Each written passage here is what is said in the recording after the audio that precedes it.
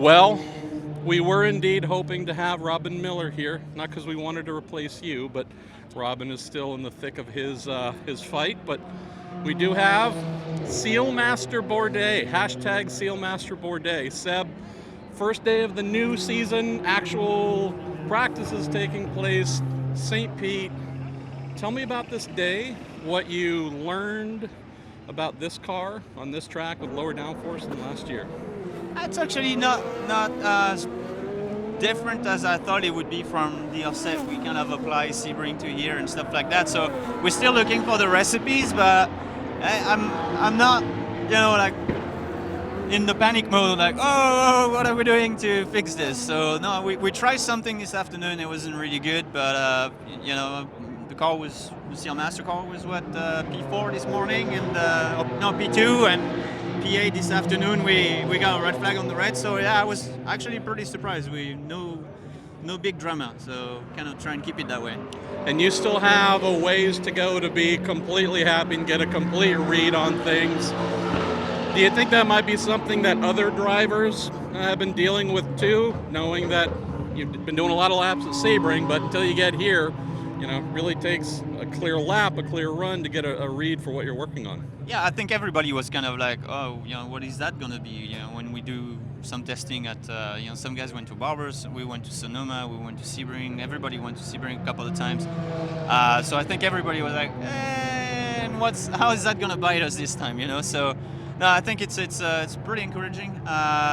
Still, obviously, we're only going to know about the traffic, the turbulence, and all of that once we get into a race scenario, which Sure. is only going to, hopefully happen Sunday, Hopefully. if there's no monsoon on the way. But we're going to stay positive. The weather is going to be good. So it's St. Pete. It's beautiful right now, and I kind of heard, up and down pit lane that everybody was like, man, this feels and drives different. It's like I was joking with Simon and.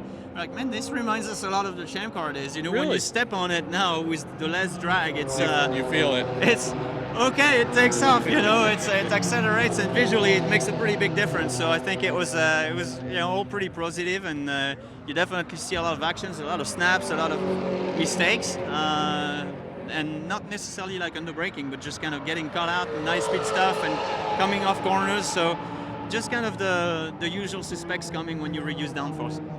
So we saw Renee Binder had a spin off of turn 3, really didn't hurt much of anything. We saw Simon had a little bit of fun and punched the nose of his Penske car a little bit. What's different about this track capability-wise? Well, also we should mention that turn 3 was repaved, but are there places where you could either brake, at the X mark last year, but now you've had to back it up, or places where you could be flat that now you have to really be careful? Yeah, I mean, obviously, I think turn 3 is still very green. It's very tight asphalt. The city did a really good job at smoothing out the crown and everything. But unfortunately, when you put some very tight asphalt, it takes a long time to rubber in, and it is very slippery. And it caught the Renee, and it was a pretty good save. Very impressive, Renee. Very impressive. For sure, I got a few moments on there, and it was pretty exciting. So. I think the car is just more lively, just a lot more happening, a lot less room to recover, because things are happening maybe a bit faster at the same place. But the SCs are obviously tougher to be flat. It's there, but it's not easy. The turn 3 is a corner again, which we didn't know last year because obviously we had to reconfigure it. But it's just brakes a little earlier, but not that dramatically so. I think it's already pretty quick. I wasn't expecting the lap times to be what they're already at already. I think a lot of people were anticipating quite a bit slower lap times. Also shows how great a job the engine manufacturers Sure. have done again. And on the Honda side for sure we can feel that they're pushing it. It's all pretty positive day and under the sun of Florida. So we had Matthias Laced, a rookie, fastest this morning in his AJ Foyt Chevy. As your race engineer, Craig Hampson, made sure to point out, well, the rookies do get an extra set of tires, so that's why they go a little bit faster. But I told him, I don't feel so bad. I was P2, so I was, the least worst of the bunch.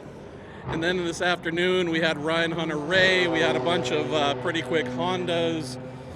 Do you think the liveliness that you mentioned that we've been hearing about, the whole time, is that something you guys can go back overnight, work on, come back with a setup tomorrow, do you think, to get to a less lively place? Or are you just accepting the fact that we can tune, but that's just part of the package? I don't know. I think we're very far from having explored, a lot of things. The first time we get to a street course, proper street course with the grip and the bumps and the pavement changes and whatnot, and the paint and all of it. So honestly, I wouldn't really say, we got this figured out. This is what it's going to be. Still room. I think yes. It'd be, and that's our job. Try and optimize the car, try and find solutions. So we're not going to give up on it and just say, that's the way the car is supposed to be. We're just going to run with it that way, and it's certainly not the approach that any teams are going to take. So I think you'll see improvements. You'll see things being tried, successfully or not, at least on our side, and we'll keep digging. All right, let's close on two things. So your sports car team owner, Chip Ganassi, he and the team woke up this morning, got to the track and found out that the corner of their hospitality unit had been knocked down by a Porta-John truck, the ones that extract from the Porta-John truck. So Chip got hit by the crapper mobile, so, if anybody for that I'm sure he was very happy with this one. He's smiling, always a happy fellow. Let's close on a more serious and important thing. So here you are, along with Pat Long and seemingly just about every driver in the paddock. You guys raised $110,000 through this charity card effort. Yeah, it's really? a lot more than that, actually. Yeah, because that was before the auction happened, and thanks to all the drivers and a lot of sponsors. And this is donations. benefiting the local Johns Hopkins Children's Hospital. So thanks to the auction, we raised $46,000. So we should be after expenses of the organization, we still should be like around 150. So it's pretty awesome. It was a very late night on Wednesday night. We're loading Tech Pros in a semi truck until 11:45, but it all feels worth it when you look at the numbers. So I was really happy. The whole goal was to move the event from Anderson over the bridge. It's only 15 minutes away from here. But mentally, people were not coming. It was tough to get the sponsors from St. Pete to engage because it was not their city and it was different. So we got a lot of push from the community and a great response and enthusiasm, and people were there all the way until the race ended, although we were super late.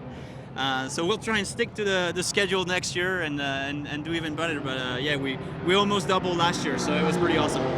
$150,000. Proud of you, brother. Well, I'm just a helper, man. Just the helper. All right, Seal Master Bourdais. I don't know what Master Pruett. We will speak to you at the end of Saturday. I think you got pole position in you, Mr. Defending race winner. It's only downhill from here if you don't repeat. I don't know, man. I mean, maybe I have to start last. Who knows? But we'll take whatever comes and go racing on Sunday. But just want to say hi to Robin and get well soon, mate. Miss you.